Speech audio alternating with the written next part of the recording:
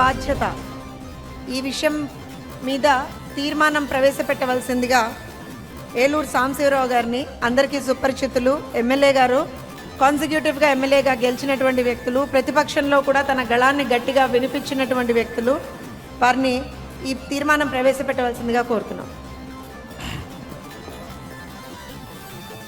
తెలుగు జాతి ఆత్మగౌరవానికి చిరునామా అయిన మహానాడు వేదికకి నా నమస్కారాలు తెలియజేస్తూ ఉన్నాను.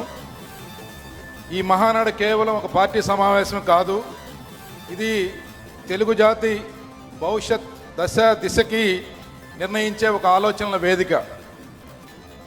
స్వాతంత్రం మనకి వారసత్వంగా వచ్చినప్పటికీ అనేక మంది మహనీయుల త్యాగాలతో సాధించిన బాధ్యత, పవిత్రమైన బాధ్యత కూడా మనకి వారసత్వంగా వచ్చింది. ఏదైతే మన గౌరవ ప్రధానమంత్రి నరేంద్ర మోడీ గారు చెప్పినట్టు నా దేశం నా బాధ్యత అనే స్ఫూర్తితో దేశ నిర్మాణంలో ప్రతి ఒక్కరూ కూడా భాగస్వామ్యం కావాల్సిన సమయం ఆసన్నమైంది. ఈ సందర్భంగా ప్రపంచవ్యాప్తంగా మారుతున్న రాజకీయ, ఆర్థిక, సాంకేతిక పరిస్థితుల్ని అందిపుచ్చుకొని భారతదేశం ఒక అద్భుతమైన శక్తిగా తయారయ్యేదానికి అలా తయారయ్యే